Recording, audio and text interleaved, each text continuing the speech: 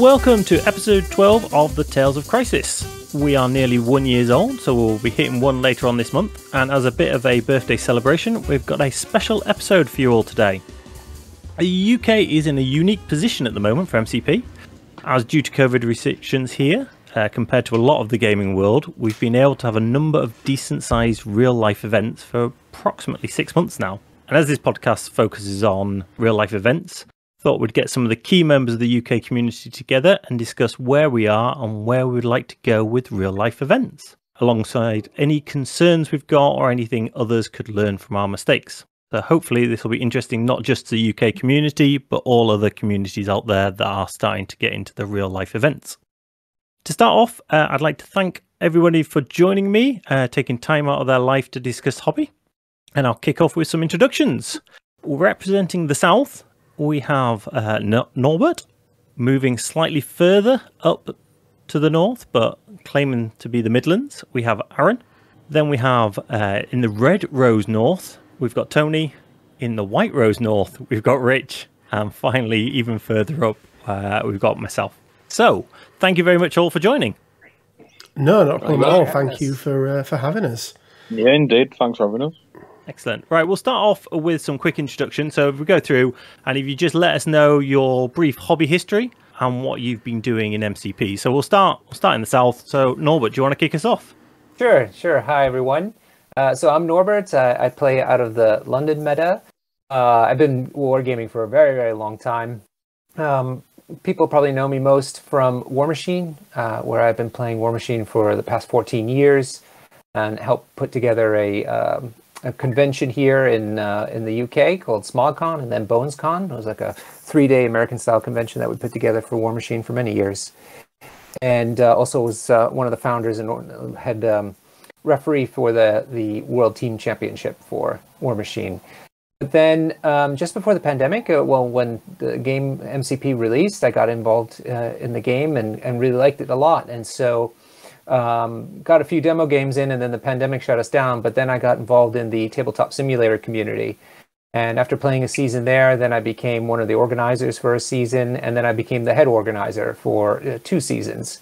And during that time, not only were we doing league events, but we were also instituting one-day tournaments on the weekends, all virtually, and then also instituted some of the rules for regular play, and also tried to help develop rules for organized play for tournaments, and then also ran the first team tournament as well, 3-person team tournaments that we ran, and lastly also helped institute the way we could play with chess clocks through what we call the Quicksilver League.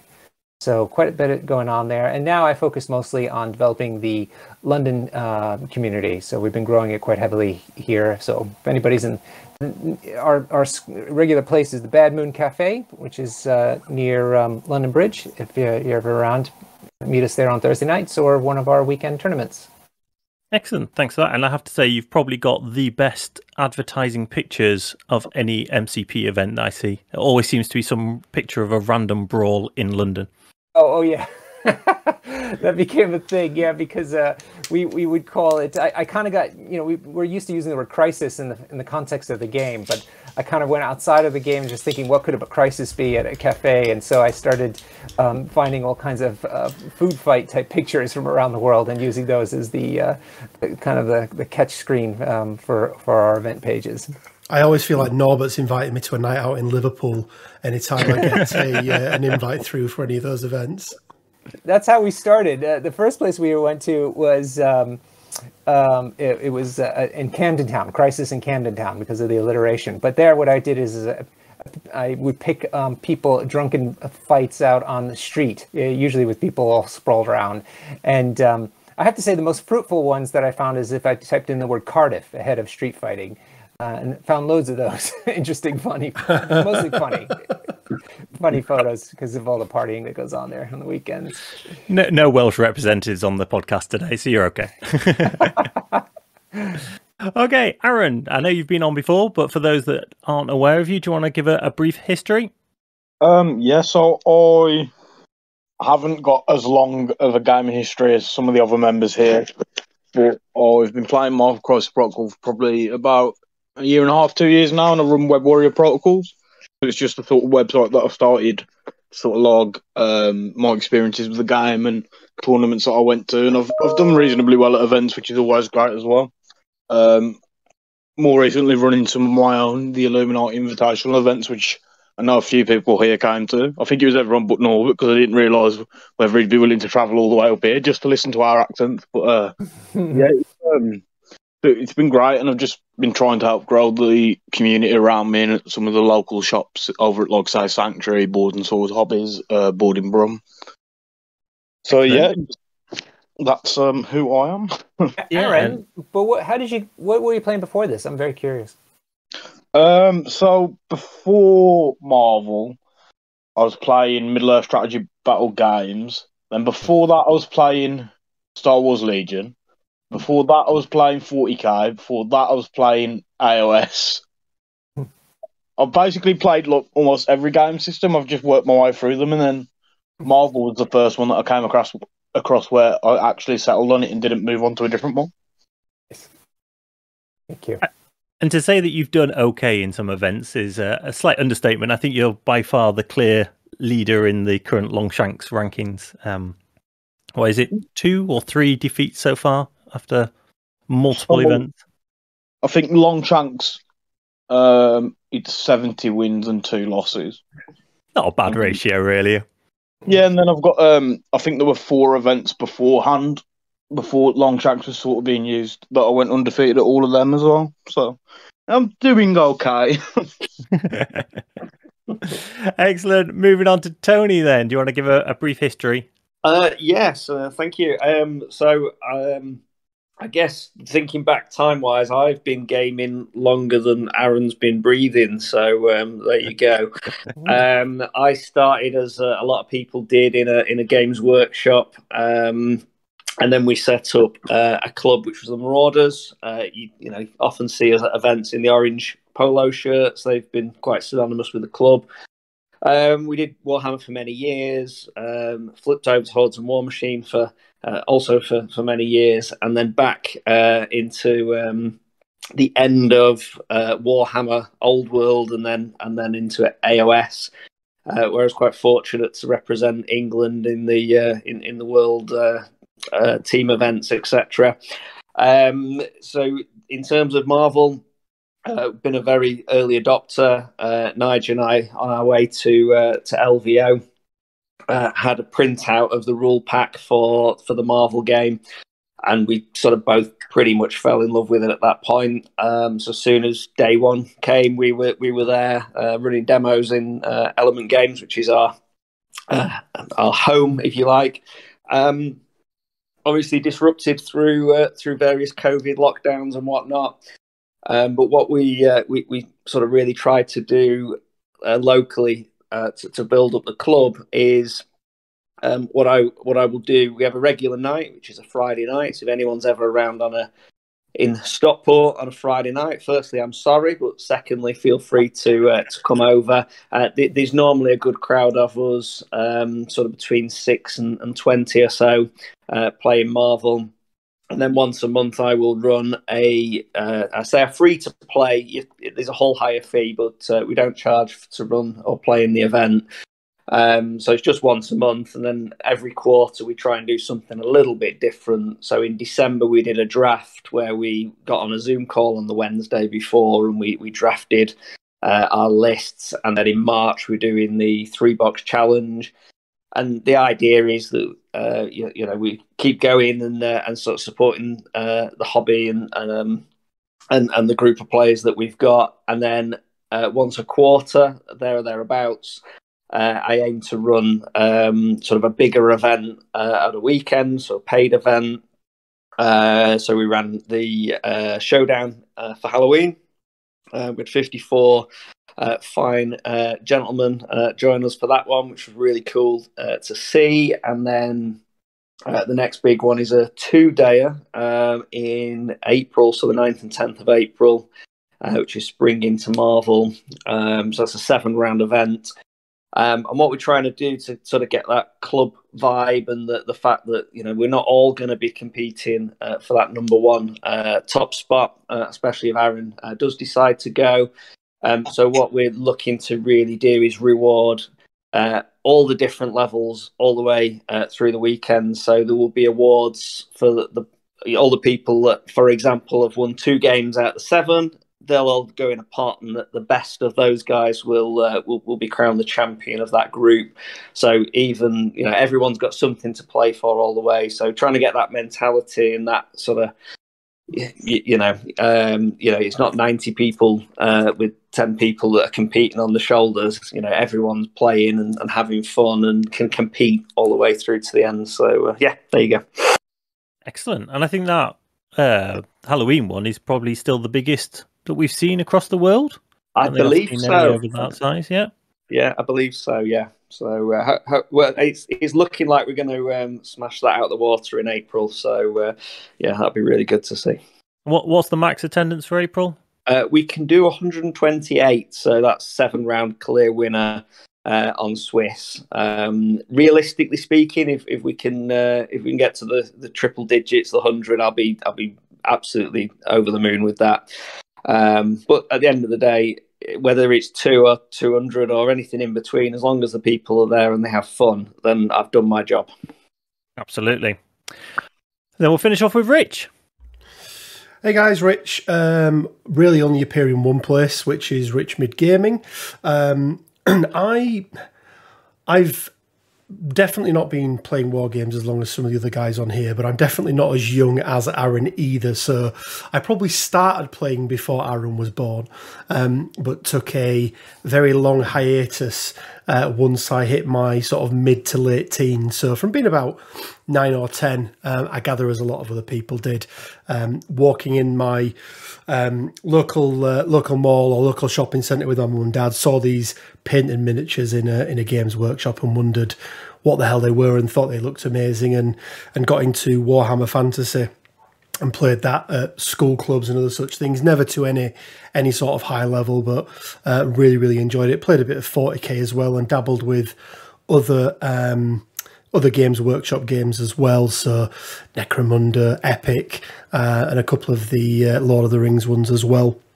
But then really didn't play any sort of tabletop gaming or board gaming really from the age of maybe 14, 15, right up until probably 3 or 4 years ago, when I just decided, I was at a very different time in my life and decided I wanted to pick up a new hobby. And I actually started with Star Wars Legion. I was...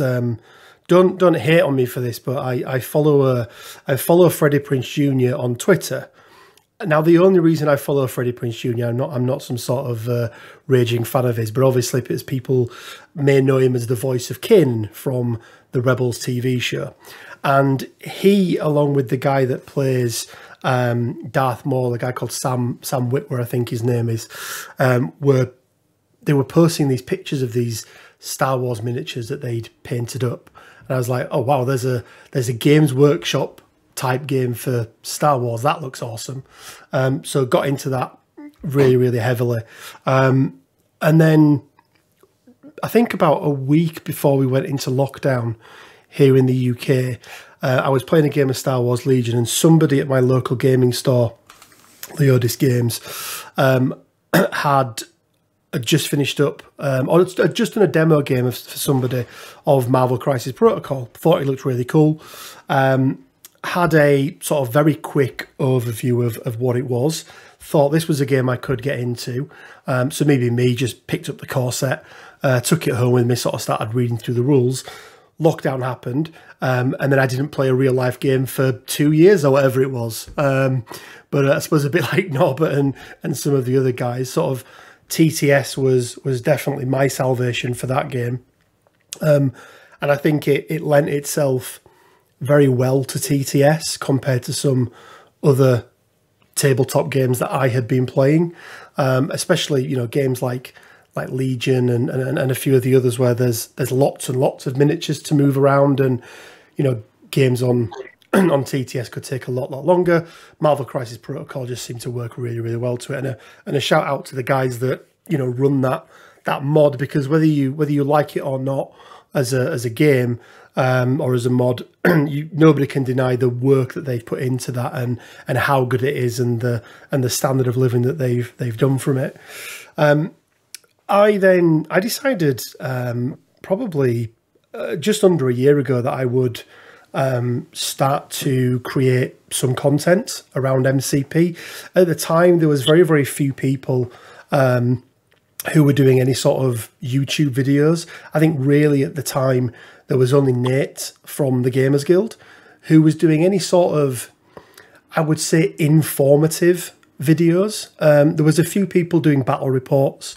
There was, you know, quite a few people doing podcasts and doing a really good job of doing the sort of informative, albeit, you know, sometimes a little bit more on the competitive side.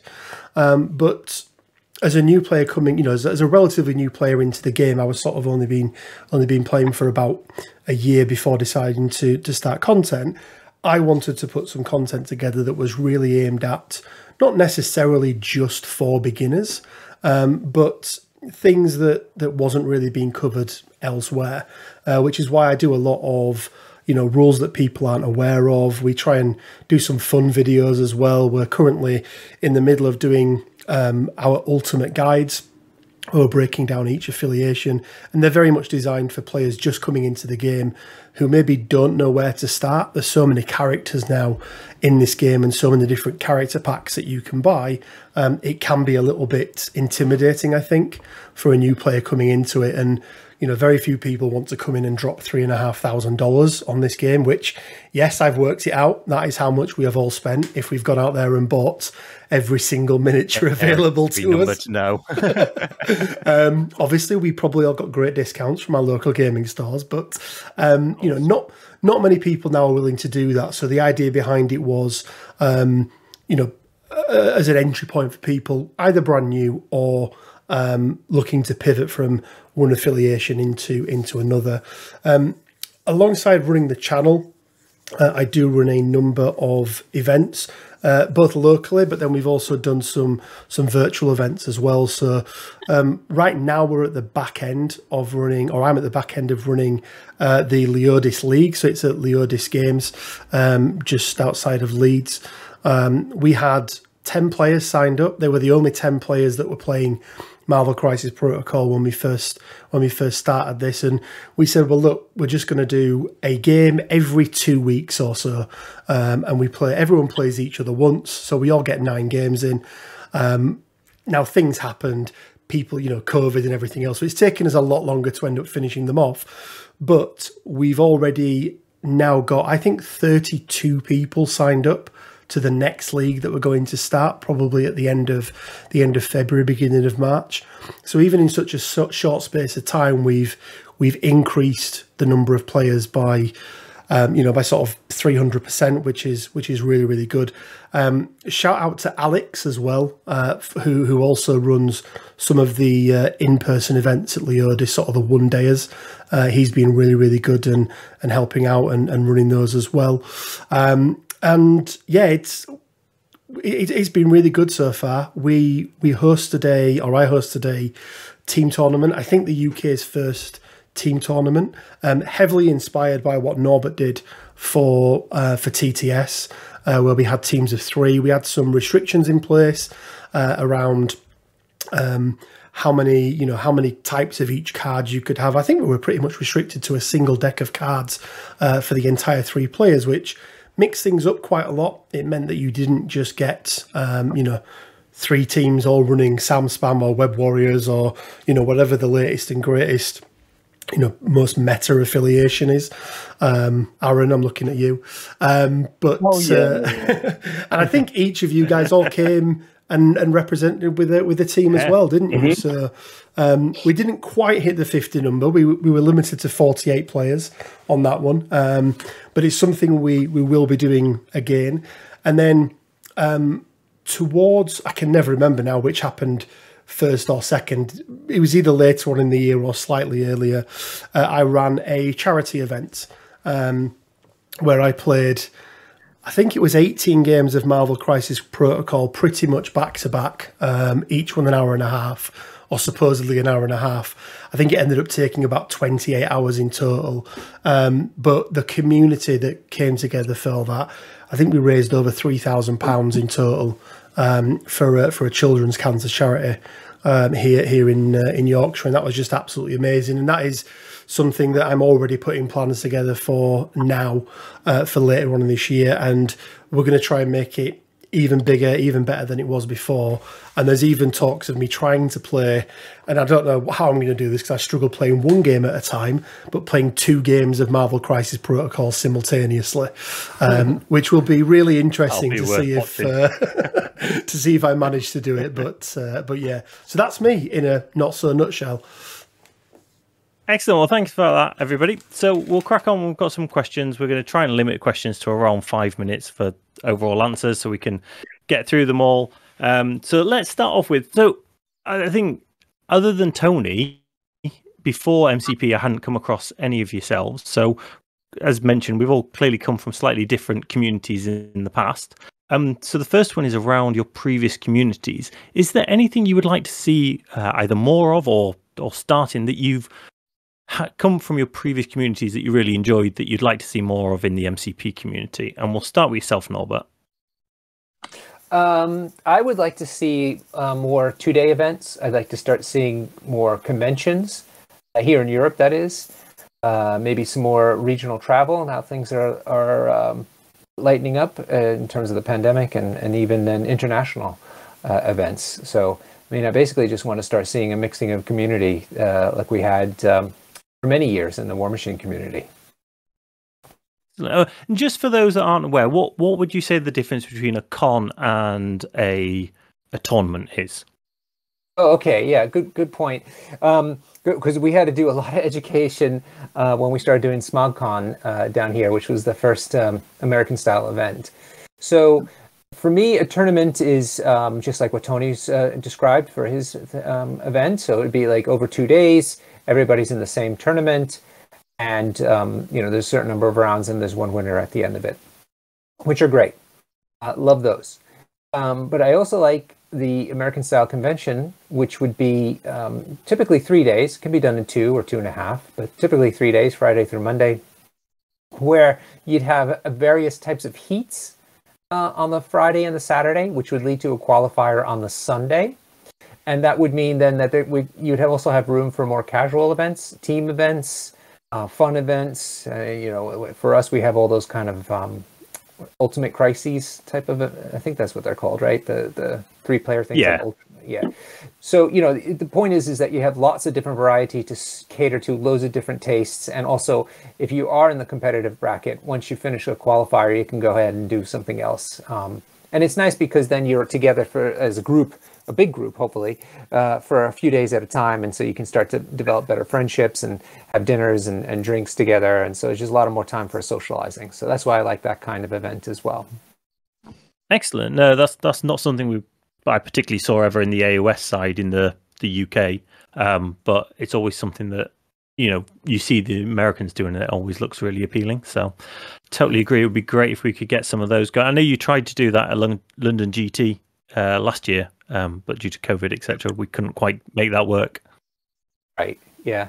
It was a shame. It was a little too early. There was some interest there, but the ambition was a little higher than where we were at as a community at the time. Okay. Perfect. Arun, I know you say you'd be relatively new compared to others, but is there anything that you've seen previously in other game systems that you'd like to see more of in MCP? To be honest, as I've said, I hadn't had a huge experience with sort of any kind of event or competitive gaming before Marvel. Like Norbert mentioned, it'd be nice to get a few more 2-day events, which we're starting to see pop up a little bit more. I'd never been to a team tournament, though. Obviously, Rich mentioned that he ran one, and I went to that one, and that was the first one I'd ever been to.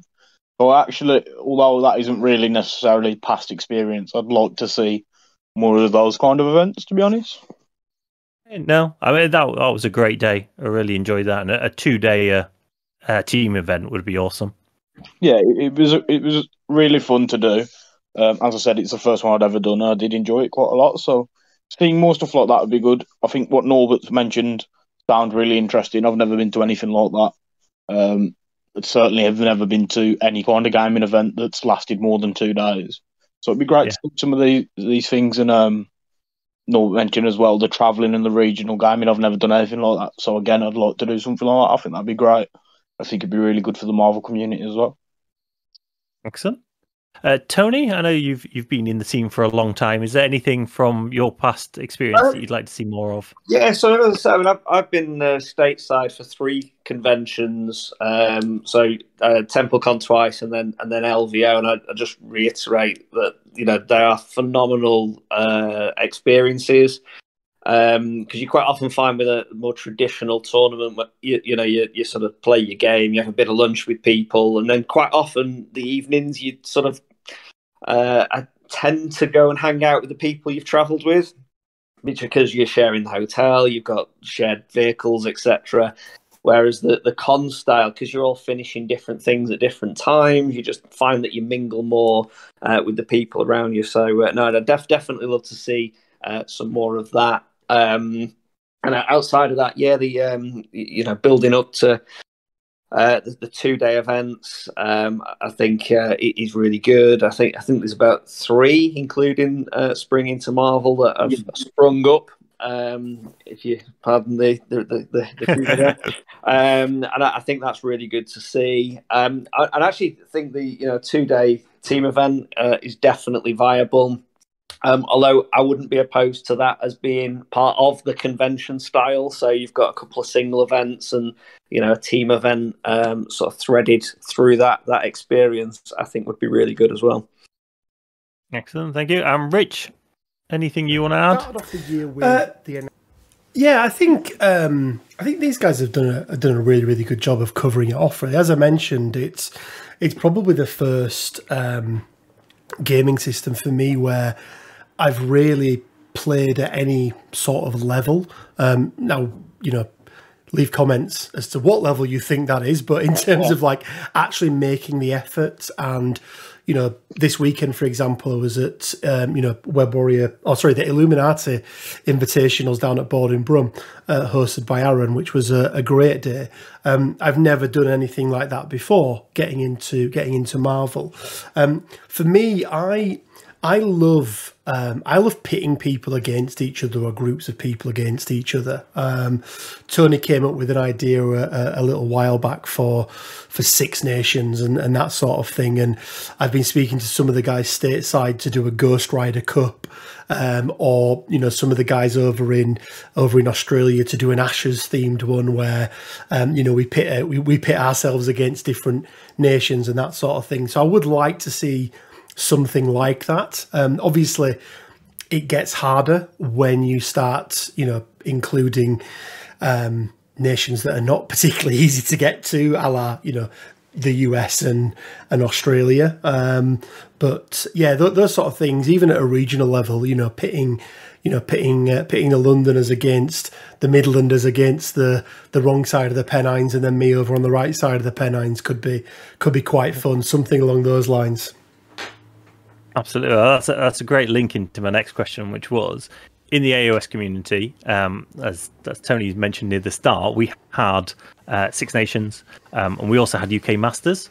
Do we think we're there yet as a community to see those in MCP? Would you want to see those? So let's start with yourself, Rich. 100%. And it's 100% for me to both parts.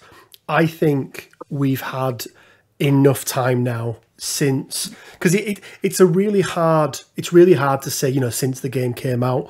I think TTS had a big impact on the number of players that were playing this game. I do genuinely believe that we'd have seen a much bigger uptake if that hadn't have happened. Yes, there was a small group of people, and I use the word small, it's still one of the largest communities, and I'm doing sort of air brackets there in MCP, all around the TTS scene.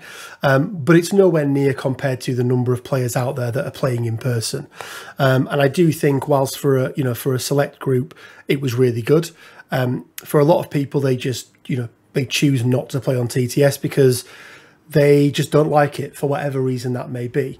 But I do think now there's been enough time. And as you said earlier on, Matt, and we're fortunate enough that we have had restrictions pretty much lifted now for the best part, I want to say, of almost a year-ish, give or take, I think, maybe. And I'm seeing more and more people at every event I go to. I'm seeing more and more people join Facebook groups. I'm seeing more and more people join WhatsApp groups, more and more people join Discord groups. And a lot of them are coming from the likes of Guild Ball, they're coming from Malifaux, but also they're coming across from other gaming systems as well, like Middle Earth Strategies Battle Game. I always get that one the wrong way around. So I think there's enough stronger, more veteran players situated regionally throughout the whole of the UK, where we could look at the UK and we could split it up and say, right, there's going to be 10 regional leagues, if you like, and they run over a 6-month period, however many players there are, X number of games. There's then a qualification, and then the top 4 players, whatever it is from each region, go straight through to a grand tournament, a UK grand tournament, and then there's maybe some qualifiers off the back end for it. It's something I don't think Atomic Mass Games are going to do, or at least if they do anything, it'll be in the US first. And I think as a community, it's probably down to us if we want something like that to do it. But I think it'd be fantastic. I think it'd be absolutely brilliant to have players from all over the country turning up for a 2-day event. And to your point, Norbert, run things alongside it as well. So maybe there are some people who didn't qualify but still want to turn up because they want to, do some ultimate encounters, or, they want to play in some of the side tournaments or anything like that. And I think we're ripe for it. I think there's enough players, and I genuinely think there's enough appetite out there for it. Excellent. It's interesting the way you said it around doing kind of like regional knockouts, qualifiers, and then going in, because the UK Masters from AOS that I remember was more of a everybody sent all their results into a central location, and whoever finished in, I think it was top 16, they went through. So it's interesting to see a different way. So Tony, I know you were involved you've done the Six Nations, you've done UK Masters as well in AOS. What are your thoughts on that? Definitely ready. Just to clarify on the Masters, it's the top 15 in the rankings plus last year's winner. That's how that was decided. If you qualified in 1 year, you could take the foot off, and then you'd guaranteed a spot. But other than that, absolutely, it's all done through rankings. I think the thing with Marvel Crisis Protocol, we don't have that central ranking system. Now, I know a lot of us, certainly in the North and the Midlands, are utilising Longshanks as our TO software of choice, but I don't think that's universal. There's still pockets. I think TTO, is it, that's down there. So I think, as a collective, we'd have to sort of seriously think about where that central place needs to be, what that needs to look like in terms of a Masters. I also wouldn't be opposed to having regionals rather than it based on rankings. So you rock up to your region, you finish in the top X, and then you get to go and play in a final somewhere, be that as part of a bigger event or whatnot. There's the studio that Honest Wargamer hosts his events at. I know he's quite keen to sort of get an 8-man player event and record all the games over a whole day and get a clear winner, which would be really cool. So you can see every event, every game all over the day. So there's things like that. In terms of the sort of Six Nations, that people on this call, we've sort of bounced some ideas around a few outside of, and I think Six Nations is quite restrictive in hindsight. But an international team event is certainly doable, and getting that right. But why restrict it to 6? If the Nordic countries want to put a team together, France, Italy, why restrict England to 1 when we've got such a great crowd? So I think there's definitely scope to do an international team event, and I don't think we're that far off being able to get that up and running. Really, it'll be amazing to see. Arun, going across to yourself. Yeah, so I've not got much experience of any of these type of regionals or GTs or even masters or anything like that. But I think there's, from what I've seen, there's definitely enough people there willing to take part in it. I, for one, think it'd be a great experience. I'd like to give it a go, see how it goes. So, really, I'm all for it, but don't actually know that much about it, unfortunately.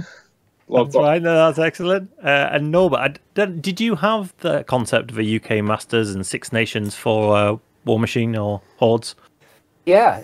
We definitely had the UK Masters, which was a pretty big event over time. I don't think that we had a Six Nations kind of a thing, and I think that might be because we had the World Team Championship not soon after I came to the UK. So so nothing like that on a more regional level comes to mind. Am I missing that, Tony? Am I missing? No, I think so, because we always had the ETC. The Six Nations was kind of like the warm up for the ETC. But of course, when Warhammer died and AOS was born, there wasn't the scope to go straight into that ETC world type event. So Six Nations ran for a few years before everyone got their act together to run the sort of, I think it's actually called the World Teams Champions now. It's because the ETC has kind of gone defunct. But I think that the big difference between Hordes and War Machine Masters and what was done in Warhammer and AOS, you could buy a ticket for the Hordes and War Machine Masters. So, it was a 100+ player event. You just bought a ticket like a tournament, and it was the Masters.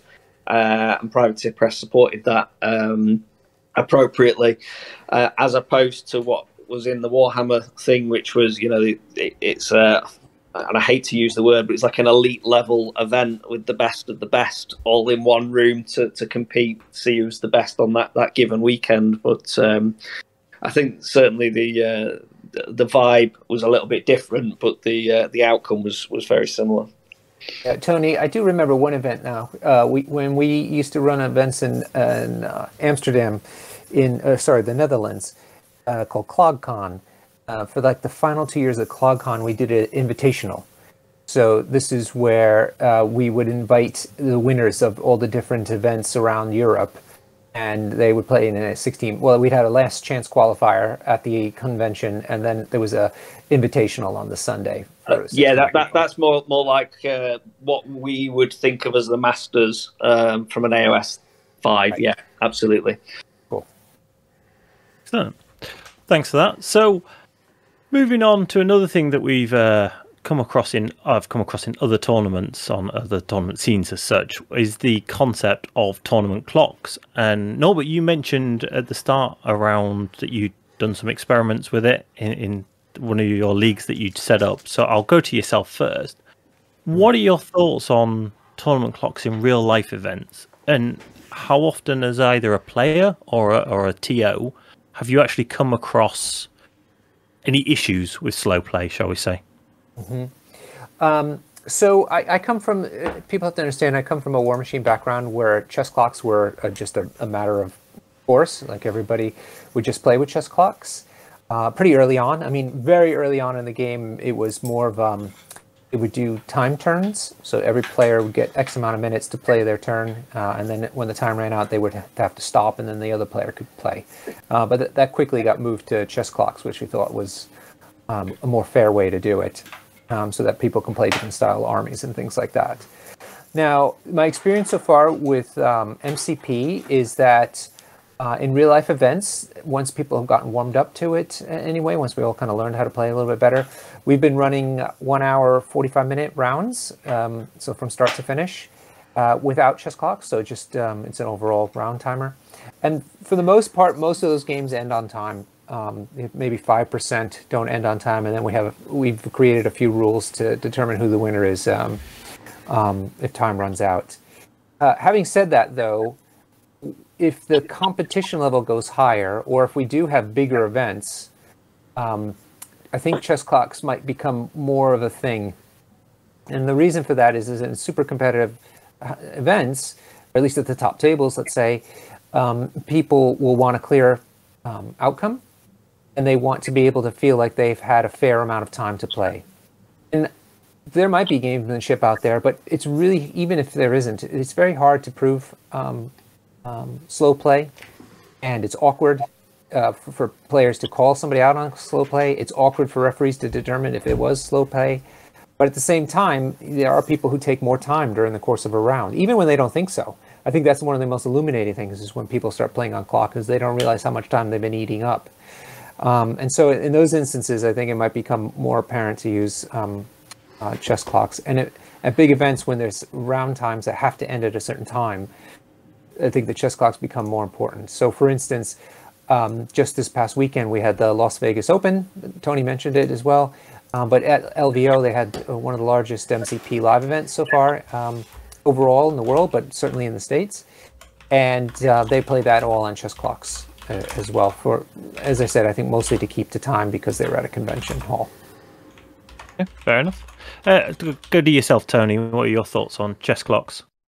So yeah, I'm not opposed to chess clocks at all. It was definitely an upgrade from the stopwatches that we used in Holds and War Machine at the start. As it stands right now, I'm not sure that we need them as such. Now, when I run events, and I mean, I say that about the Friday night events, we run 90-minute rounds, including setup. And we have a very clear, it's dice down. And, you know, most of the time, most people will finish those games. The odd person I have to go over and we sort of work it out. It's like, look, you know, is there a way you can come back? And, you know, we sort of agree between the two players and myself as the TO. And that's 90 minutes with no setup. But I think, you know, that the point that is made there, as the game grows, you know, it's easy to do that when it's 16, even 40, 50 people in a room to catch those last few games. But, you know, when you're talking 100 plus players, you know, 200 plus in a convention style, to be able to have enough people around to manage that end of round timing becomes a lot more difficult. And then I think actually the chess clocks really come into their own, because it draws a clear line that's it, time up. So yeah, maybe as we go, it's probably worth us thinking about more. But at the moment, I think we're broadly okay. Just shouting times up as we go. Excellent. And Arun? So in my experience so far, which is I think 82 tournament games, I think I've only ever gone to time on around 3 times maybe, and even then it's been very clear what the result of the game is going to be. I don't like the idea of chess clocks, but then again, I've never had to use a chess clock for anything. I've never played in that sort of competitive environment, so I suppose I'd be for trying it, but I know it puts off a huge portion of the community just from the get go. So I know full well there are players in my local group that hate the idea of chess clocks, be it for whatever reasons. We've never really explored it as of yet. We've not had to sort of come across it. So yeah, I know it puts off a lot of new players who kind of see it as something really scary. But then, similar to yourself, I've never actually really given it a go. So it's difficult to say until we try it. Yeah, I mean, I'm really lucky to have quite a huge local community where we've got quite a large variance from, you know, sort of the more casual players to the more competitive players. And I know at times people have asked me and said, oh, is Marvel just a competitive game? And obviously it isn't. And I've told them this. And I just think chess clocks automatically adds to that image of, oh, this is sort of a really serious game. You can't just play it casually. It's just about tournaments. So I'm not a fan of the idea personally. Fair enough. We'll see where it goes. And Rich, your thoughts? 100% a fan. But as with everything, it's about using the right tools at your disposal for the right type of event. I agree wholeheartedly that when we start getting to larger tournaments, and not even necessarily larger, but more competitive.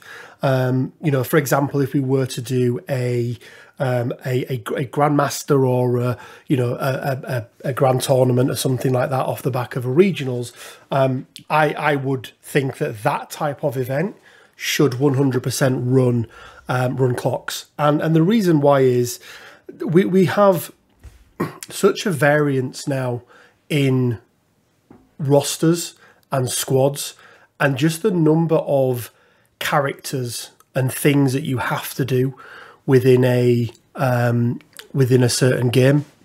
Take a Black Order player, for example, going up against a Sam Spam. The amount of time that Black Order player will take during a game will be potentially considerably less than a Sam Spam player. And being brutally honest, I really hate slow play.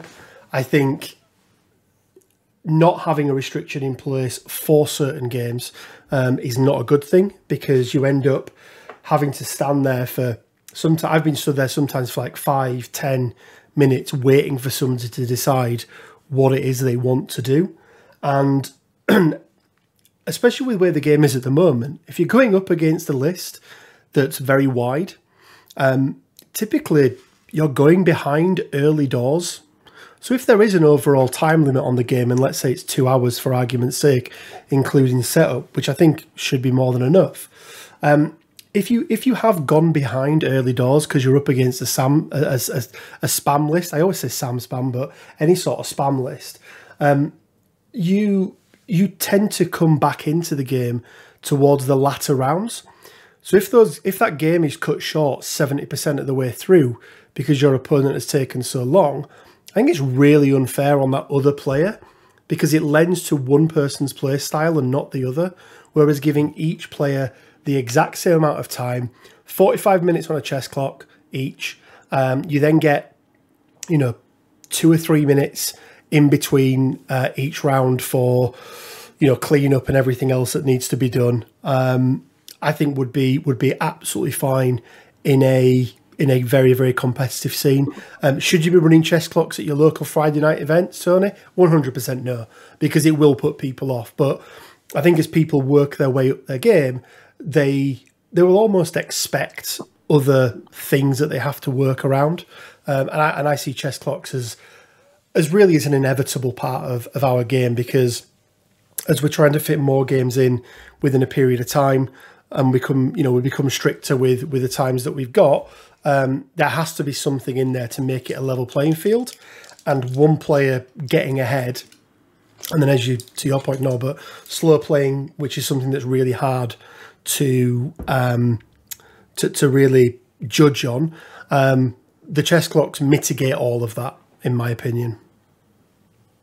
Yeah, it's a really interesting one, because I think it is quite, not necessarily divisive, but I think once we start to see it introduced, you will see a lot of kickback. But I think it may be inevitable. I'm not a big fan myself, but at the same time, I think, Norbert, you touched on something there that I often think about is, when it doesn't go to time as such, when it goes to time as such, was it me or was it my opponent? Because it's very difficult in the game to say, well, it was definitely my opponent took too long, unless you're playing at a really fast pace.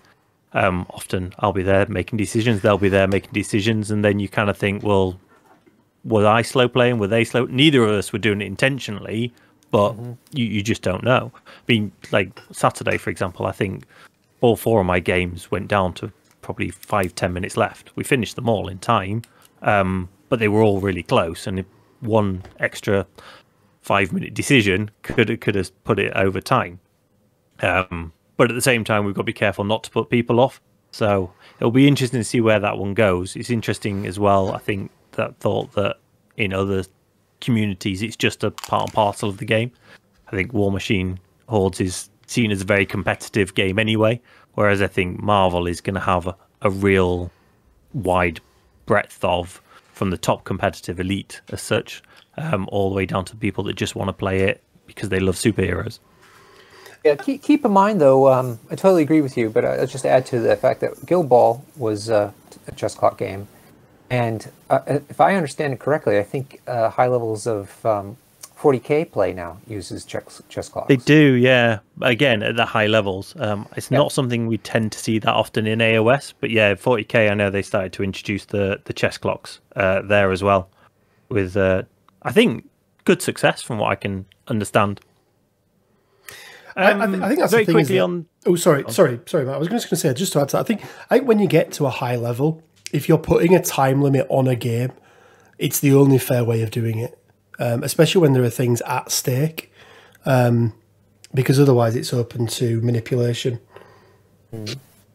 Yeah, absolutely. And like you say, it gets away from that feel bad of somebody coming away saying, well, they slow played me. Well, did they or did they not? Because unless you're personally taking time, like keeping note of time, you don't really know. Okay, just a very quick one on this one then. Running time. So we've mentioned different running times there. As a standard tournament, maybe, Tony, your Friday nights are slightly different because you're limited for time. But as a standard tournament, what do you like to see for the running times? So let's start with Arun. So an hour 45 is what I've put in place for the couple of events that I've run. I think an hour and a half is typically fine as long as you allow for a little bit of extra time to set up the missions and whatnot. Yeah. But I think generally it does come down again to sort of the level of play and the people that are at the event. Okay. Tony, what are you looking at for most of your events? Like, say, excluding your time-limited ones.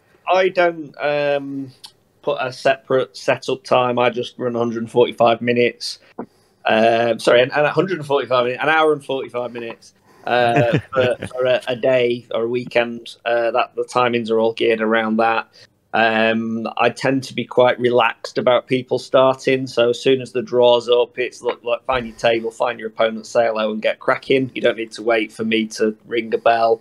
As you say, on the Friday nights, I'm quite restricted on time, so we have to be out by 11.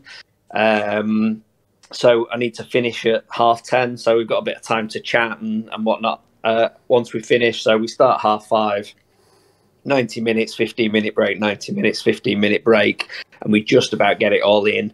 And then what we'll tend to do there is we'll get some Pizza Huts in or something like that people can just eat while they're gaming. But, people know that that's what they're signing up to. And, try and keep you've got an hour left, you've got half an hour left, 15 minutes. Right, come on, guys, where are you up to? Don't start another round if you can't finish. As long as you're clear, I think you can do what you like. But 45 minutes, an hour and 45 is my preferred running time for a round.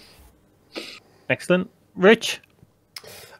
Completely agree with Tony there. I think for a standard 1v1, 1 hour 45 minutes for setup, for play and everything else is more than ample. But saying that, having attended, I think 2 or 3 Tony of those Friday night sessions at Element, the 90 minutes, I think there's only ever one game I didn't manage to finish in that 90-minute period. So, hour and 40 for anyone looking to do it, hour and 45 minutes is absolutely ample. Any more than that, and you run the risk of a group of people finishing and being stood around for 30 minutes, 45 minutes, waiting for the next game. And that's not really something you want to be happening. No, you've got to try and find that balance, haven't you? And Norbert, I think you said 1 hour 15 as well, didn't you? An hour and 45. Oh, sorry, 1 hour 45. Yeah. I'm looking at 115 and reading it as 1 hour 15. Yeah, hour 45. Yeah, we do power gaming down here in London. No messing about. No, we toyed with some different times as we got started in the live events. This was kind of during the course of the pandemic. There were some pockets where we could open up and play things, and we really did kind of settle on 1 hour 45 being quite, not, I wouldn't say overly generous, but certainly more on the generous side, and therefore most games end as a result. And my goal as a TO is to turn around a round in less than 2 hours, which is like brilliant compared to how it was with War Machine. And so that gives me time to do the pairings, make sure that I try not to pair people from the same meta together, and then get that out to people and they get to their tables. And that makes for a great day, because then you can squeeze in a lunch, hour, 45 minutes, half hour, and get a day done from, like, we start at 10 and we try to wrap up by 7. So you still have your evening to yourself if you do 4 rounds that way. So I think it's a beautiful amount of time. I'd still prefer, like I said, in bigger events to do it on the chess clock, but that's more just so that the players have an equal amount of that time to use. Yeah, that makes sense. Okay, perfect. Thank you very much. The venues that you've been to for the MCP events, are you finding that venues tend to have enough space and the right setup, or how do you find that? I'll start with yourself, Arun. So I've been to quite a few different venues, probably around 7 or 8. I've done 22 events in total now, and I think most places are pretty sound. There's still a couple of places that are trying together and struggling to get like a consistent level across each board. But I think as time goes by, as the game grows in popularity, and store owners invest into the training, it's getting a lot better. Generally, I don't think anywhere clumps anyone up too much. I think most places give the right sort of space, and it's usually a pretty good setup at most venues. Excellent. Rich? Yeah, I think sort of echoing a little bit what Arun said there, really. I think I've not been to as many venues as Arun. I think I'm on 4 or 5 now, I think, overall. And you can definitely tell the earlier ones, the sort of early events, you sat playing on Age of Sigmar and 40k type of terrain, which, whilst is fine, is not really what you want when you're going to play MCP. You want it to be thematic. I'm really fortunate that my 2 local gaming stores, Elysian War Games and Leodis, have done a really, really good job. But the one thing I would say that I found works really, really well, if you are looking to run events, whether you're running them privately or whether you're running them in a local gaming store, and you do find that they don't quite have the right number of good tables, as you said, Arun, that sort of balance in tables, is run an extra prize, right? Even if you're a local gaming store and you don't want to invest the money of what it would take to put 5 more tables together, you might be able to do 5, but you don't want to spend the money for 5 more lots of MCP terrain. Put on another spot prize, put on best table of the day. There are so many players out there who have put so much time, work and effort into some absolutely fantastic MCP tables, and most of them are more than happy to bring them to an event and show them off. We did a best table at the team event, and we had some fantastic entries. There's a lass Kaylee who's from Leodis Games, and she's put some amazing ones together as well. But yeah, that would be my recommendation to anyone looking to run an event, rather than using, as I say, Age of Sigmar or 40k stuff. Just ask the community, ask the people that are coming, and they will probably deliver on things. Excellent, thanks. Tony, what about yourself? Yeah, so I can only echo, particularly the AOS 40k. There tends to be a lot of overhang and unclear edges, which doesn't really gel very well with MCP.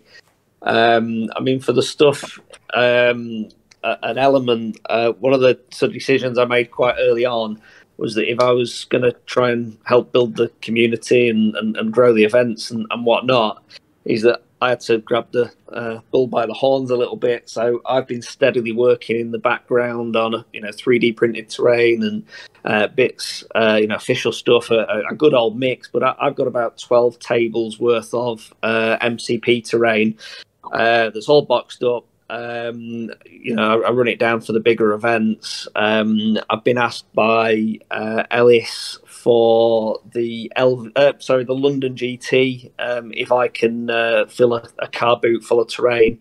And I think Rich is right, that sort of community, and I mean my stuff's not mad crazy good. I mean, I've seen some people that paint terrain better than I can paint the model I actually want to paint. But they're quite often that they're willing to put that out, and I've shamelessly stolen Rich's bring a table and put an award in for Spring into Marvel, because I'd rather have even if they only 4-6 people bring tables, that's 4-6 tables that are going to look awesome. That I don't have to think about. So and I say the big thing if you're using terrain from elsewhere is just try and avoid the stuff where there's an overhang that makes it very unclear what's going on for MCP. Excellent, thanks. And Norbert. So yeah, I've not been able to get to too many events just yet. So I went to Rich's event, which was in was it Swords and Brum? Is that it? It was Bash, wasn't it? Boards and Swords. Boards and Swords, yeah. That's it, yeah. Boards and Swords, which was really nice. Had a nice little mezzanine area. Made it a big event, and nonetheless, it didn't feel too crowded, so that was nice. I agree about the terrain, though. I think so many people paint such nice terrain. It's a kind of a great idea to have them bring it along, and they want to show it off as well, so long as they're happy for people to use it when they're playing. Having said that, we have 3 venues down here in London that I've been kind of scouting out and doing events at, and all of them have been really more modern type of shops with really, professionally run kind of staff and stuff like that. So that's been really quite nice. A bit of a just in general for gaming, this is not just for MCP. And I've been blessed in that I have a community of players that have been wanting to bring their terrain and sometimes their mats as well. So we have all kinds of locally derived terrain. So we tend to play on stuff that's all perfect for the game. So we're really fortunate that way. But that's how you build a community is that you start asking people to help bring along some of the stuff, and they will. Excellent. And now we've got a couple of controversial ones before we move into the future stuff. So let's start with tournament software. I think we kind of covered it before around, I think the majority of us in the North and Midlands tend to use Longshanks. And those that have listened to my podcast previously will have heard a couple of issues that we've seen with Longshanks, but overall still really rate it. But Norbert, you guys don't use that down south, do you? You're still on tabletop tournament TO? That's right, yes. Yeah. Do you want to just... What's the decision behind that? Because I know that this has been something that's been brought up in the community a couple of times, and I know in the TTS world there's been plenty of conversation that way. But for yourselves down in the south, any particular reason you've gone with that as opposed to some of the others? Sure. So it's very clear reason for me, which is mostly that I just find tabletop TO just very simple to set up a tournament and get going with. There's no muss, no fuss, 2 clicks and the tournament's set up, and you can add people without having them to register or anything, and it's got a simple interface to enter in the results, and it gives you, Swiss strength of schedule kind of results at the end of it. So I don't have to mess about with any kind of additional information that goes in there. It's very simple to use, so everybody gets it right away. And that's it. I mean, that's what it comes down to, because I'm running local events. I don't want a lot of messing about. I think Longshanks might be better if you're doing a pre-registration type of situation, like say at a big event or a convention. People can put in their rosters ahead of time. and lock them in.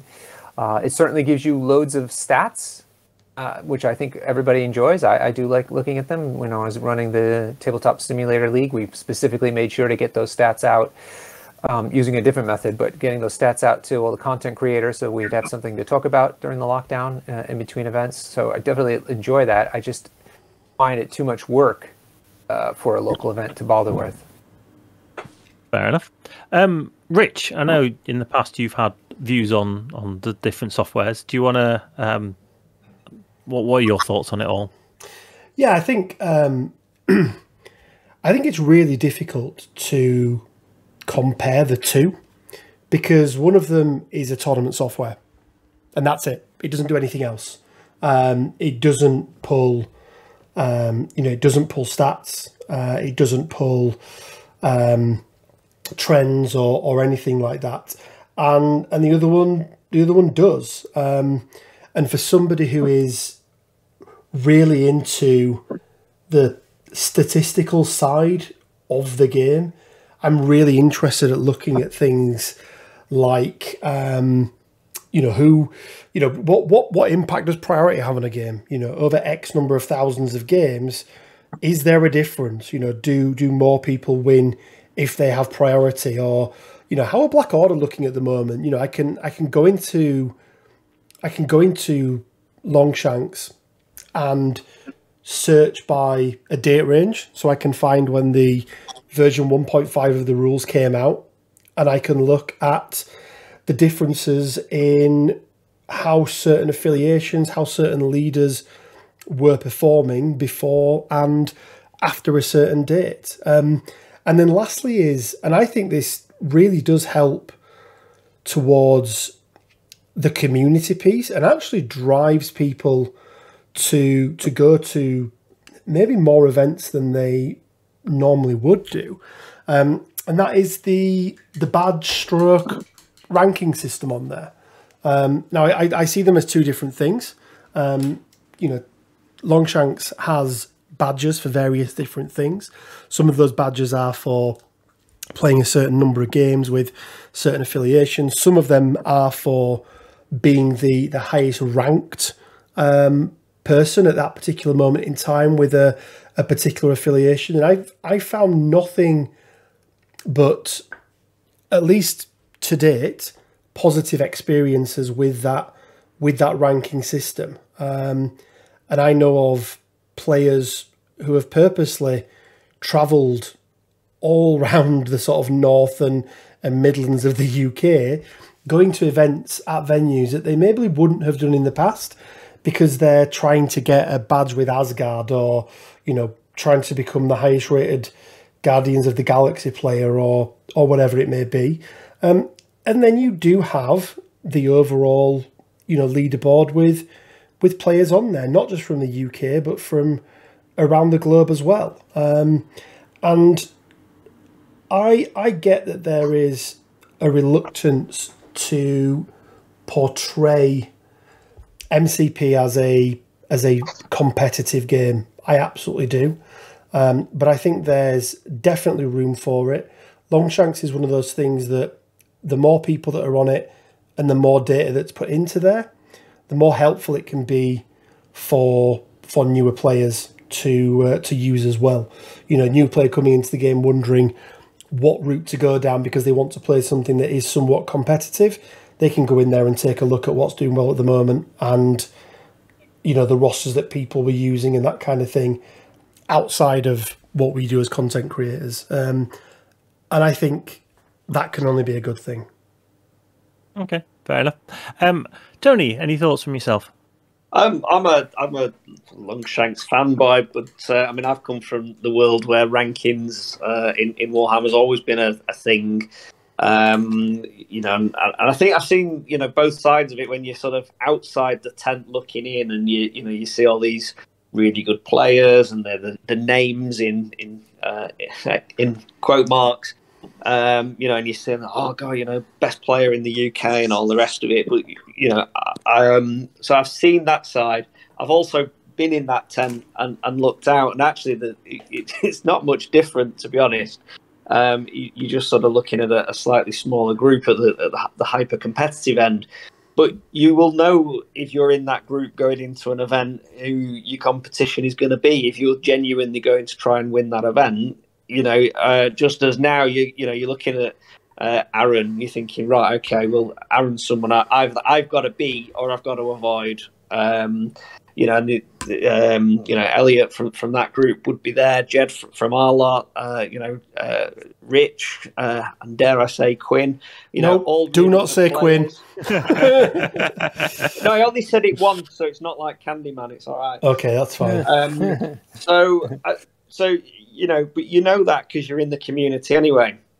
But the difference, I think, with Longshanks, I actually think the ranking of the overall players is of less import than the other side of it. So, I've had players in our lot that are like, oh, what do I take on Friday? I'm a bit unsure. And you're like, well, you only need one more game with Cabal and you get your 10 Cabal badge. And they're like, oh, brilliant. Right, okay. Well, I've been playing around with this sin list and it's a little bit different. I was a bit worried about bringing it to an event. But actually, yeah, if I get my badge, then I'll give it a go. And that, for me, is what should be taken away from Longshanks as a system, is that comment there, as opposed to I need to beat Arun to win an event. Regardless, the software is cool, but as Norbert said, there's other software out there for running an event. But that one guy that wasn't sure about going to the event and what to take, and then they looked at, you had that conversation. It's like, I actually only need one more game, and I get this cool little digital badge that means absolutely nothing to no one but me. But that was the motivation for them to then take that list and play with it, and I think that's really important. Those badges are so addictive, let's be honest. Yeah. I've got to agree.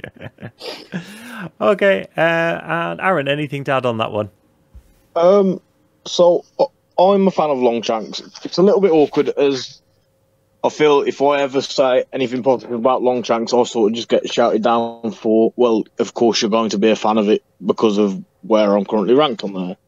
But overall, my experience with it is that more of the casual players actually have an interest in it in my local group, in the sense that the badges, the different affiliations and whatnot.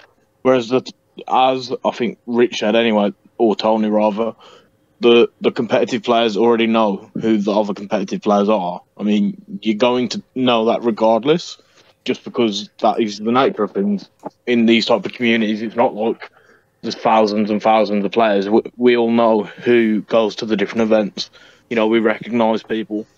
So I'm a big fan of it, but I do worry that anyone hearing me say that is just going to turn around and go, oh yeah, well, there's no wonder you're a fan of it. So it's one of those awkward situations for me. Yeah, it's an odd one as well with the whole rankings, because similar to Tony, not that I ever got there, but with AOS, there was always, the TOs always just submitted all their stuff to, I think it was Ben Curry, to put it on the Bad Dice rankings, and it wasn't part of the tournament software. We all used tabletop tournament TO for the tournament, but those were then just submitted completely out of your control to somebody else, and they were just stuck on a website. And I think I must have done 10, 15 tournaments before somebody pointed out that this website even existed. We did something similar in the Scottish scene, which to start with was just notes on somebody's computer, and then eventually I think they created a website for it. Not quite as well done as the Bad Dice one, but yeah, Scott just made it known to the people in the community about it, and we kind of just ranked from there.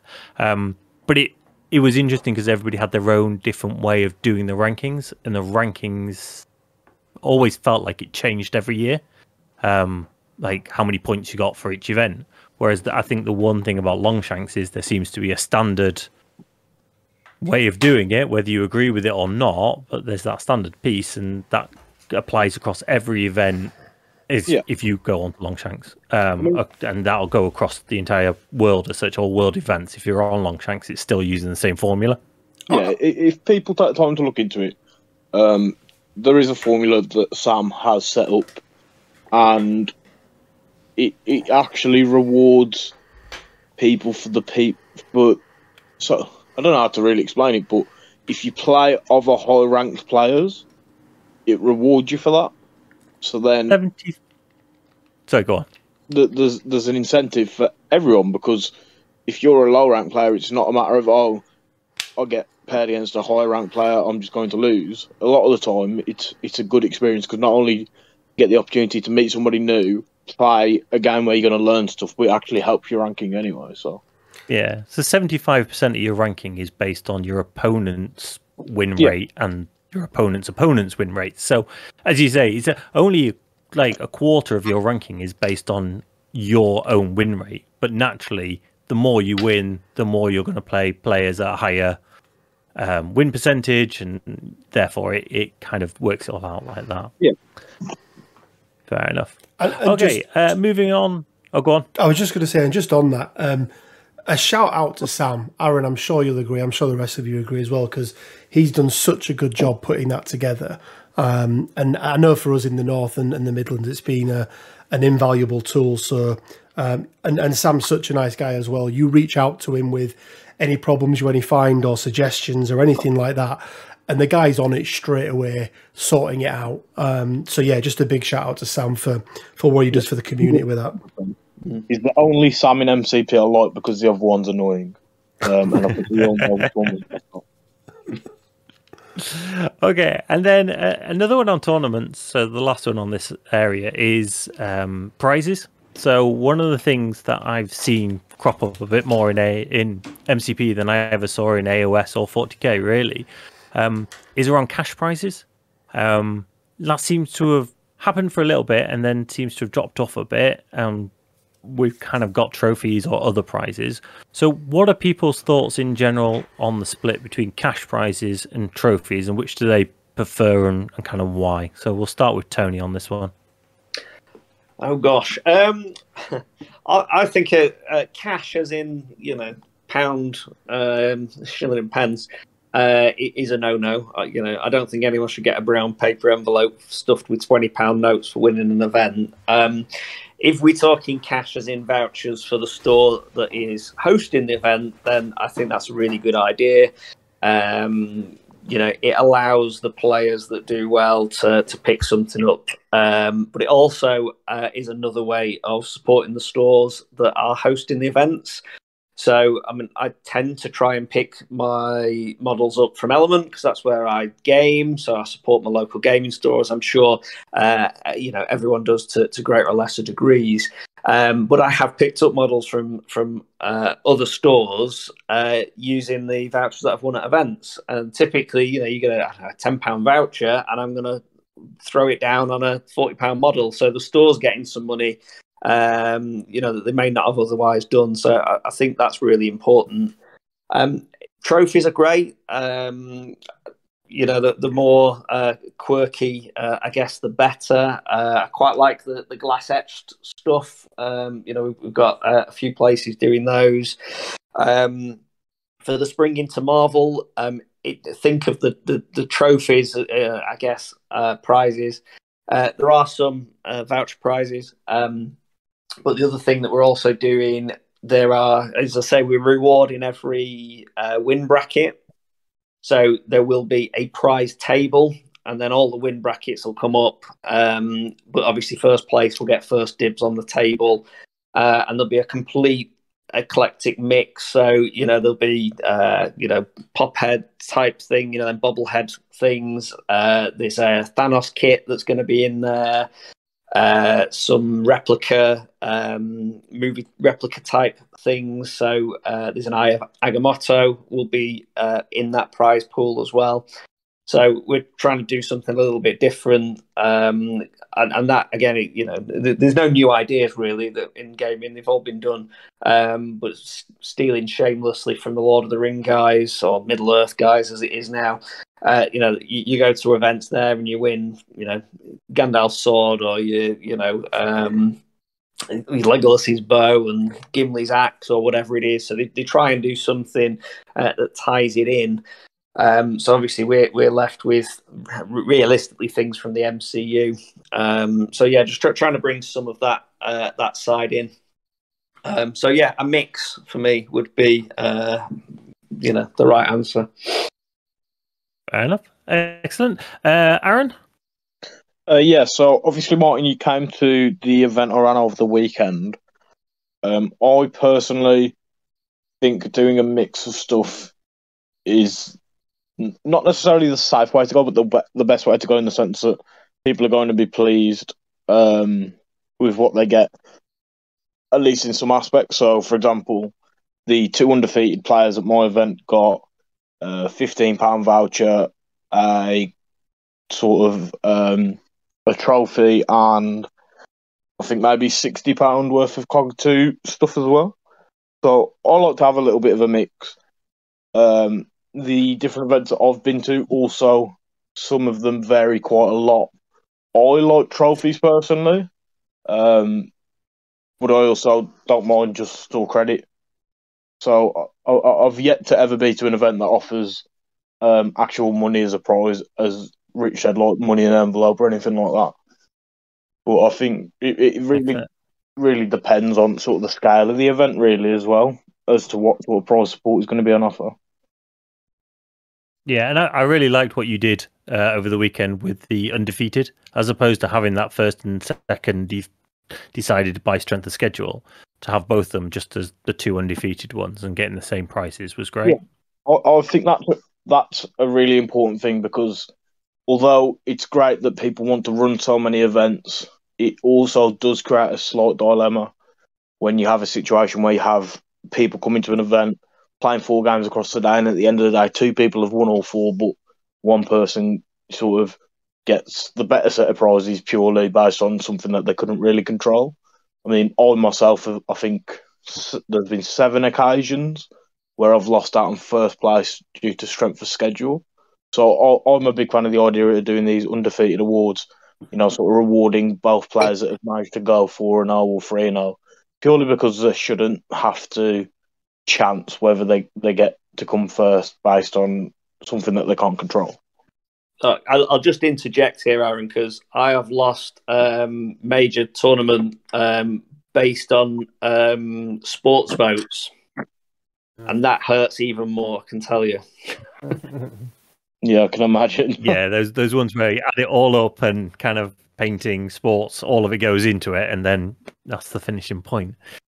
We haven't necessarily seen that so much in MCP. I don't think I've seen a single event where they've kind of accumulated all the points and come out with a different ladder based on anything other than just your results.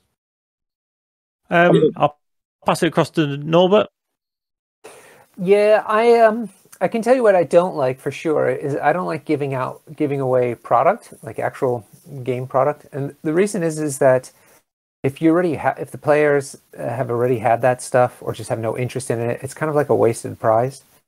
So I know people like to get something in their hands, but I much prefer giving out store vouchers or something like that, so they can buy what they want. And do you do trophies as well as the store vouchers in down there, or have you just been doing store vouchers so far?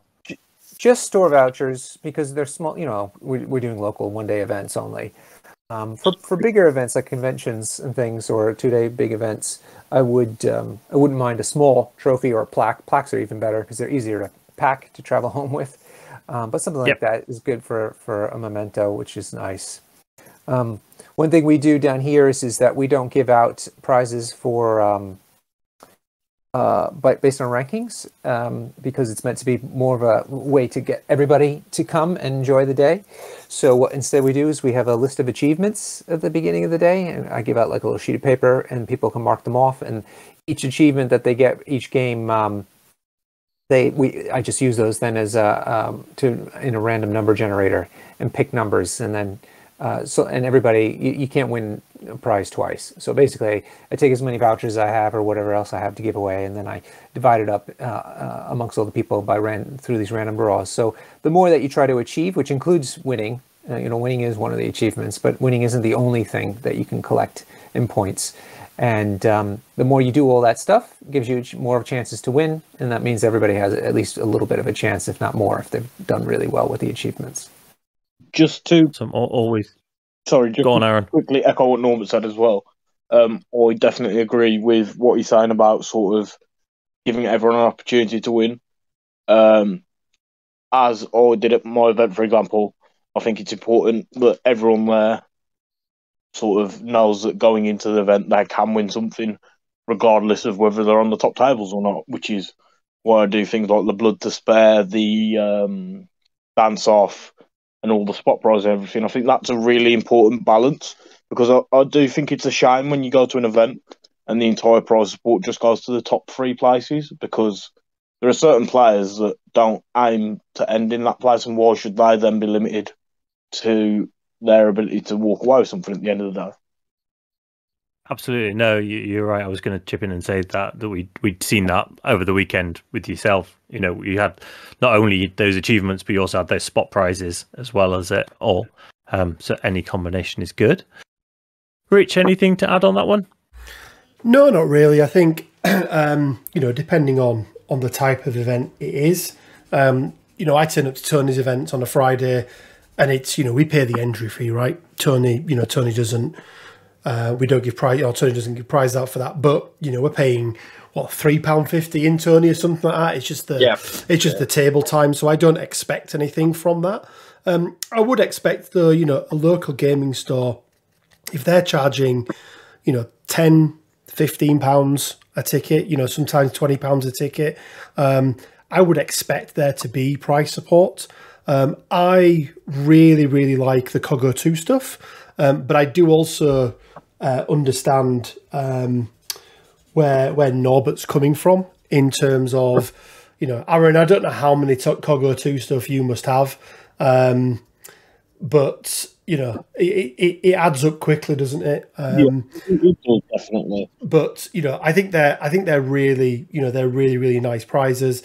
I like giving out the trophies. It's something that I've been speaking to Quinn about, actually, because we are looking to run the second team event on and start ideas for that later this year. Is we want to do some more of the, as you were sort of saying, Tony, non-MCP related prizes, but sort of in the vein of just general Marvel stuff. Whether that's like Thor's hammer, or the Thanos' gauntlet, or something like that. That's something a little bit different. And then I always think store credit is really, really good, and I think it's good twofold. I don't know who it was that mentioned it, but it gives it gives the store more of an opportunity to make some more cash as well, which is never a bad thing. The more cash those guys make, the more hopefully they'll make they make their gaming spaces and everything else just an overall better experience. But I think it is then nice because it means you can turn it to an event and have £5, £10, £15 put towards the latest and greatest release, which is never a bad thing, I don't think. But yeah, I think just to sort of echo what everyone said, really, I think it's all really good. But again, it's making sure it's the right prizes for the right environment. Excellent, thank you. Okay, so looking to the future, obviously we kind of talked about what we've seen so far, what we like, what we dislike. But looking to the future, obviously we're looking for this to grow, and we are seeing it grow. We've mentioned it before here, that the number of events and the size of those events are rapidly increasing, considering this is still relatively new in the real world. Yes, the TTS, but in the real world it's still relatively new, and the scene seems to be going at an incredible rate. Any concerns that you may have as we see the community grow, or anything you'd like to see less of in the MCP scene? And we'll start with yourself this time, Rich. This is, I'm going to make a statement here, and I don't want to offend anyone, but if you are offended by this, then you're probably one of the people that cause these problems anyway. Everybody hangs up after this. I haven't done one of these for a while, people. It's around the community we have. I think we have an absolutely fantastic community of players, of tournament organisers, of content creators, for the most part in Marvel Crisis Protocol across the board. I have both experienced and heard secondhand horror stories of people, especially newer players, trying to come into other gaming system environments. My own personal experience as a sort of 12, 13-year-old lad, and maybe one of the reasons why I stopped really trying to do anything on the 40k and fantasy scene. I turned up to an event at my local games workshop, and it was horrible. It was absolutely horrible. I was looked down upon by the more veteran players. They weren't very welcoming. Now, that just may be an isolated incident, but I've definitely heard examples of toxicity in other gaming systems. And one of my concerns, and I think it's part of us, and when I say us, I mean as a collective of players who have been in this game for a while, whether you're a content creator, whether you're a tournament organizer, or just whether you're a regular player. But I think it's to us to police that, to make sure that we keep that very, very friendly environment that we've created, and making sure that we do stamp out not any form of negativity. People are going to be negative, but in any form of bullying, any form of of sort of hatred towards any individual or group of people or anything like that, I think is really, really important.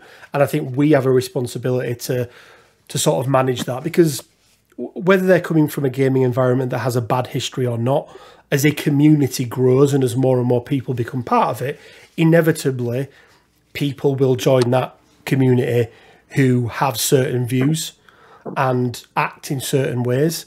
And I think that's my only concern, really, is that as it grows, we need to make sure we keep this community base that we've got. And I think we all we all need to do that. Basically, it's for us to police and for us to make sure we stamp it out if we see it. I genuinely could not agree more with everything you just said. That's very much my views, but we'll see what everybody else says and we'll circle back. So, Arun. So I have a little bit of a sort of unique perspective, in a sense, in that I am, even though I don't necessarily know the correct term, I would say I am a person of colour, obviously. So there are a lot of really off-put... I don't know the best way to word this. There isn't a huge awareness of how certain groups in the hobby can actually be very off-putting and unwelcoming towards people of colour. The Marvel community, I've not come across anything like it at all. I've had maybe one small incident on TTS, which I won't go into about. I think it's just important to be really welcoming to members of sort of ethnic communities as well as members of the LGBT community, and just make sure that everyone knows that you can play this game regardless of who you are or sort of what your background is. Because, to be honest, if we're all being honest, if me and, say, Rich or Tony met outside of Marvel, I doubt we'd have many things in common and we'd have ever been friends, just purely because we come from such different sort of backgrounds. And I think it's great that I've now made these friends with people that I wouldn't have necessarily spoken to before. I consider you more of an acquaintance than a friend, Arun, if I'm being brutally honest. Keeping that sort of level of openness and friendliness in the community is something that in the future I want, hopefully, to carry on to be a thing. Fair enough. Norbert, any thoughts from yourself? I just wanted to also add to Arun's good points about people not in the mainstream. It should also include women. Unfortunately, women still are a major minority in our scene. Hopefully that changes as well, and is welcoming in Marvel Crisis Protocol. It is nice to see how many female characters exist in the universe and how many the studio has chosen to make models out of. So it's nice that they're trying to push that forward. So hopefully that'll net some returns for us. Yeah, I just want to apologise as well. Obviously, I've said people of colour and the LGBT community. To me, I didn't even think of mentioning the fact that, like you said, some women feel uncomfortable, because it's such an odd thing to me to think that sort of, there are these places that the people in those gaming groups allow it to be that kind of environment. It's just astounding to me. So I think, as you said, it's great to see a lot more women get involved in the hobby as well. Yeah, for sure. Well, one of the greatest players in this game. She's an absolute cracking little player. Tony, your daughter. She turns up on a Friday night when she does turn up, and she stomps some of the guys. Yeah. So it's brilliant to see. Yeah. And I suppose that leads nicely into me, doesn't it? I've got to say, my daughter and I have played. We've got a little YouTube channel, and it's mostly unboxing videos these days. We've played a few games and whatnot, but our experience has been nothing but positive in the stuff that we've done together. The comments on the videos and whatnot. We did our first away event down at Boarding Brum, and Simon was an absolute gent the whole day. He organised it so that we could play next to each other for the full day, and really looked after us. I guess I'm blessed that I've never really seen any of the negative environment, at all, really.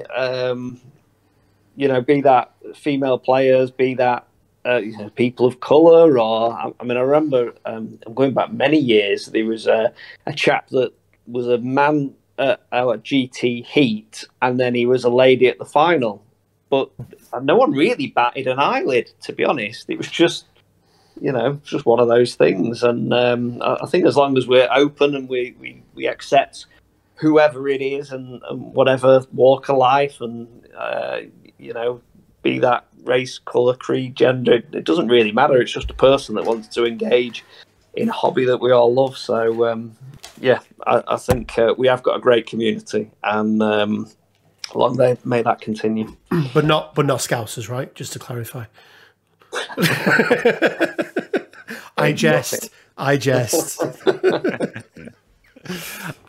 think you've all hit on really good points, and I think it is important, because I do see some of the other communities much bigger than ours that do unfortunately have a number of negative elements to them.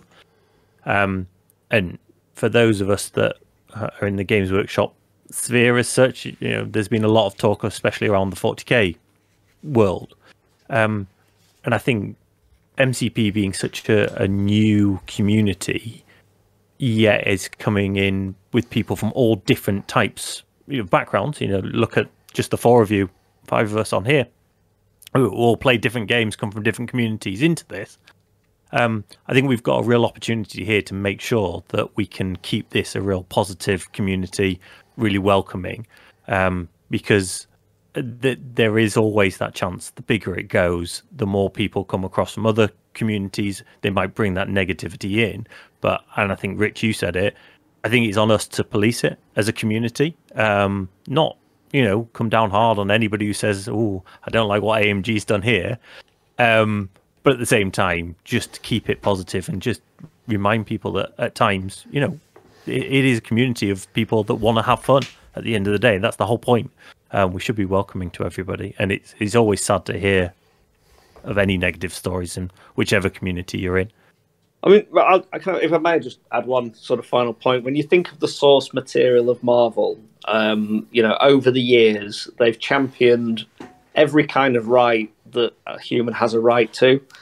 And they've put people in bad situations, but you think the mutants was almost a parallel to the movement of black people in America and their rights, and that's correct. But they fought for those people, and they fought for gay rights and all the rest of it.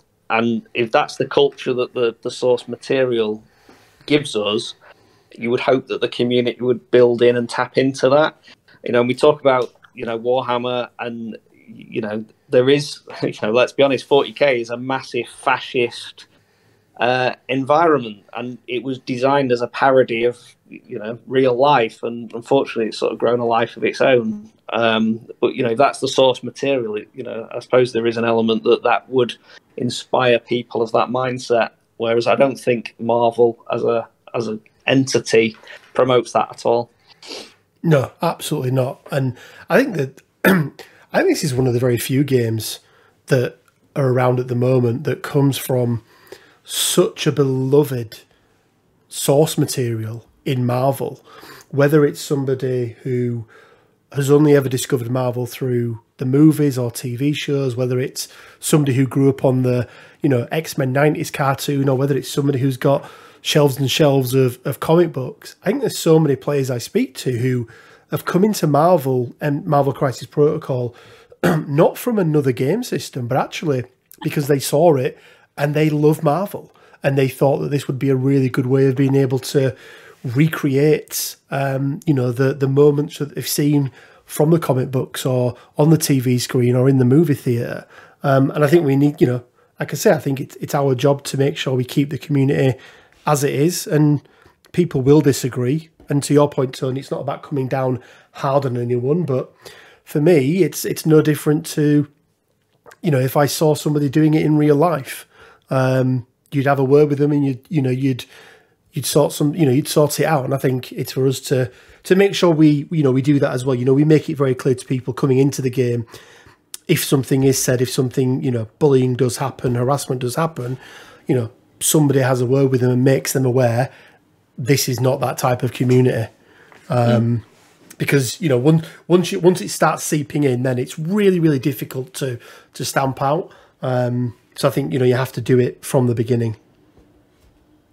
Yeah, I agree. And that's what I mean. Like, we are such a young, small, or not necessarily small, young, growing community that we've got that chance. We almost start with a clean slate. Like you say, the background material there is so positive.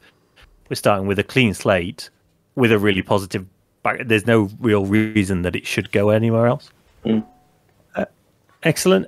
So we'll finish off with, what advice would you give to anybody who has not been to an MCP event before? That's thinking, maybe listening to this, thinking, oh, actually, this sounds like really good fun. Or anybody who's not even done MCP before. I'm not sure why they'd be listening to this, but maybe there are those out there. Let's start with yourself, Rich. First and foremost, I would say turn up to your first event, first game, first whatever it is. Make sure you've done your homework in terms of, you've got a good grasp and understanding of the rules.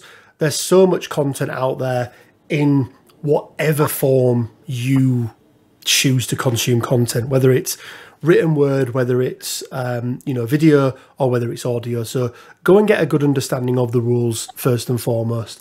And then for your first event, for your first affiliation that you're going to play, pick your favourite characters. Yes, there's a ranking of characters in terms of some characters are better than others. Yes, right now some affiliations are better than others, but it changes on a monthly, quarterly, yearly basis based on releases. Pick your favourite characters, build your roster around that, and take it from there. Then start to look at the play styles and everything else, and you may decide that actually X-Men isn't really for me. I prefer the kill list of Black Order or whatever it is. But start with something you enjoy and start with something that you know, and I think you'll have some real fun with it. Every person I've played in MCP, right from my very, very first demo games, right through now to, I don't consider myself in the upper echelon of players, but I would say that personally I'm a competitive player. I play to win. But every experience I've had has been, or for the most part, been positive. I've never seen anybody ask for a demo game, whether it's at my local gaming store, whether it's on TTS or something like that, and they haven't had a response in 5-10 minutes of somebody saying, absolutely, I can give you a demo game and show you through. That would be my big advice: is pick something you like, pick a Pick an individual IP within the game that you know and you love, and build your roster around that, and then take it from there and see what tickles your fancy after you've been to one or two events. Thank you. Norbert? Well, my first piece of advice is definitely consider going to one. Don't hesitate. I think a lot of people are worried about going to them, and honestly, it's really not that big a deal. You're probably making a bigger deal out of it than it really is. So, just go for it. That's my first piece of advice. Secondly, if you're having some concerns about it, just message the TO. Ask them questions like, is it okay to come with some models unpainted? Is it okay if I'm relatively new, I understand the rules, but I haven't played that many games, is it okay to come to your event? They'll give you lots of advice and pointers about whether it's going to be appropriate for you or not, to make sure you have as good a time as that they hope all the players there are having. And then, after that, another question to ask them is whether they'll allow you to proxy cards. That's somewhat common in this game, so it's possible, but it's definitely TO dependent, so you can ask them that, and that way you're not so limited to beyond just the models that you've purchased, that whatever cards might have come with them. And then, like Rich was saying, then just, build a roster. It doesn't have to be a metal, crushing moss roster. It's just one that you think is fun. All the rosters in this game are relatively competitive, and you're going to have a much better time with the stuff that you have there, rather than trying to figure out how to play a roster which was designed before by a competitive player. Which I have to say, unlike other games that I've played, the way that the mechanics of MCP are, it's really hard to just get a list, like a roster, off of a internet site and understand what it does or how you're supposed to pilot it. It's really quite complex compared to some other games. And so it's almost fruitless if they don't provide an explanation of how they use it. And even then, that way they use it might not be the way you like to use things, and so you won't pilot it very well. So I think in MCP, more than other games, it's a bit of a red herring to try to pull off lists from other people and expect to do as well. Perfect. Tony? Yeah, I mean, turn up, talk to the TO. I don't think there's much more to it than that. I mean, one thing, less about events, but more about playing. And I've been getting asked genuinely, a day doesn't go by when I don't have at least one DM on Twitter saying, "Oh, I'm getting into this. Can you give me some pointers?" Which I'm absolutely happy to do. But what I would say, when someone is looking to get into it and they say, "Oh, can you give me a demo?" I'm like, "Well, actually, you know about gaming. Do you want a demo, or do you want me to run you through a game?" Because the two things are very, very different. But I guess that's more for playing in general. Because if you're an experienced gamer, you don't need a demo where oh yeah, I'm going to smash this and this explodes and da-da-da-da. There's a bit more mechanics behind it.